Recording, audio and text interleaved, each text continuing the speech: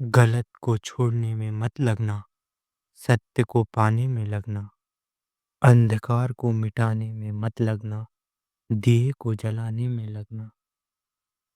As धम्मो सनातन, यही परमात्मा से प्रेम है। आइए शुरू करते हैं अष्टावक्र गीता का भाग 6। प्रश्न। हे भगवान, यदि आत्मज्ञान होने से अज्ञान और अज्ञान के कार्य रूप जगत का नाश हो जाता, तब तो अब तक जगत ना बना रहता, क्योंकि बहुत ज्ञानवान हो चुके हैं।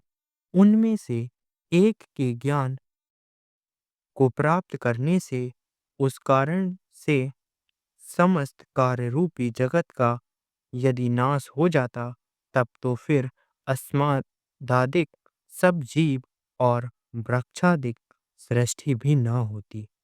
परंतु ऐसा तो हम नहीं देखते हैं, किंतु जगत ज्यों का त्यों ही बना है।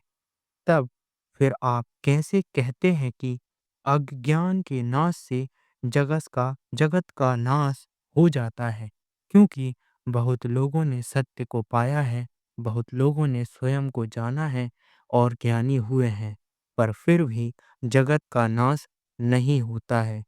तो जनक जी अष्टावक्र से यह प्रश्न करते हैं, तो फिर यह जगत तो वैसा का वैसा ही बना है, फिर यह जगत क्यों नष्ट नहीं हुआ है? अष्टावक्र जी उत्तर देते हैं। अष्टावक्र जी कहते हैं कि हे राजन, जैसे जल की इच्छा करके पुरुष मरुमरीचि का भ्रम के जल को देखकर उसके पास जाने का प्रयत्न करता है, मेहनत करता है, परंतु जब आगे उसको जल नहीं मिलता है, तब किसी के बताने से जान लेता है कि यह भ्रम करके जो जल मुझे दिखाई देता था, वह जल नहीं है। तब आकर वृक्ष के नीचे बैठ जाता है और फिर जब उधर को देखता है, तब फिर जल पहले की तरह दिखाई पड़ता है, परंतु जल की इच्छा करके फिर उस तरफ नहीं दौड़ता है और ना दुखी होता है। वैसे ही जिसको आत्मज्ञान हुआ है और जिसने जान लिया है कि जगत मिथ्या है और भ्रम करके प्रतीत होता है, वह फिर दुखी नहीं होता और ना उसमें उसकी आसक्ति या लगाव होता है, किंतु यावत जगत है उस सबको मिथ्या जानता है। उस मिथ्यात्व के निश्चय का नाम ही जगत का नाश है।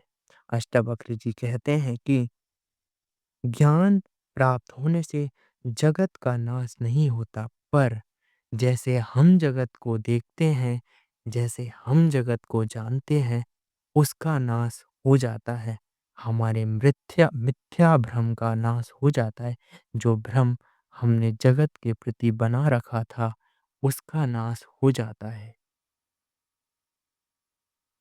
यद्यपि स्वरूप से इसका कदापि नाश नहीं होता है, किंतु यह अतः रूप से सदा बना ही रहता है। हे जनक, जिसने अपने आत्मा को सत, चित और आनंद रूप से जान लिया है, वह फिर जन्म मरण रूपी बंध को नहीं प्राप्त होता है। हे जनक, तू अपने को ही आनंद रूप और परमानंद बोध स्वरूप अर्थात ज्ञान स्वरूप जान और सुख से विचर। प्रश्न। हे भगवान, अज्ञान एक है या अनेक है? उत्तर। अज्ञान एक है। प्रश्न। जब अज्ञान एक है, तब एक अज्ञान के नाश होने से उसके कार्य जगत का भी स्वरूप से ही नाश हो जाना चाहिए। उत्तर।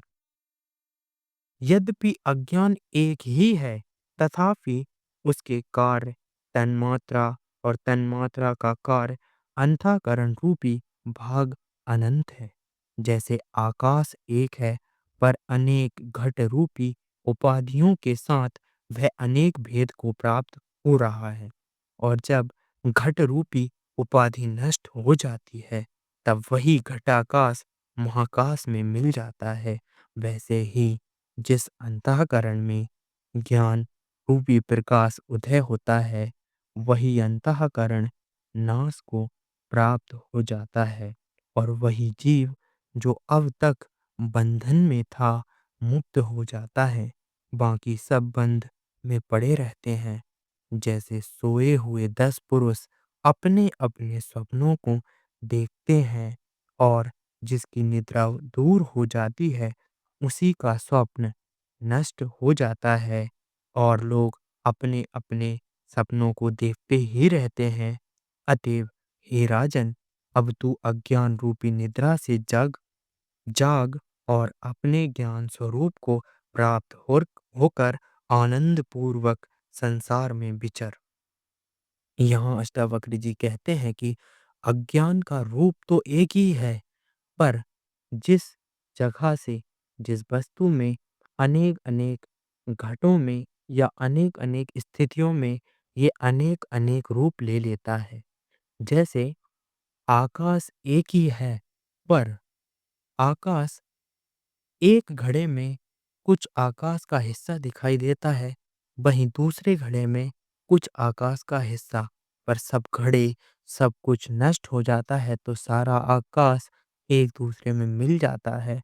उसी प्रकार अष्टावक्र जी कहते हैं कि इस महा अज्ञान का अपनी ज्योति से, अपने स्वयं को जानने से जब नाश हो जाता है, तो सब कुछ नष्ट हो जाता है। और वह ये भी कह रहे हैं कि जिस प्रकार अगर 10 व्यक्ति नींद नींद में हैं और सो रहे हैं, और किसी एक की नींद खुल जाती है, पर बाकी सो रहे होते हैं, तो जिस व्यक्ति की नींद खुली है, जो जागा है, उसे एहसास हो जाता है कि वह स्वप्न में था, वह सच्चाई नहीं थी, वह सत्य नहीं था।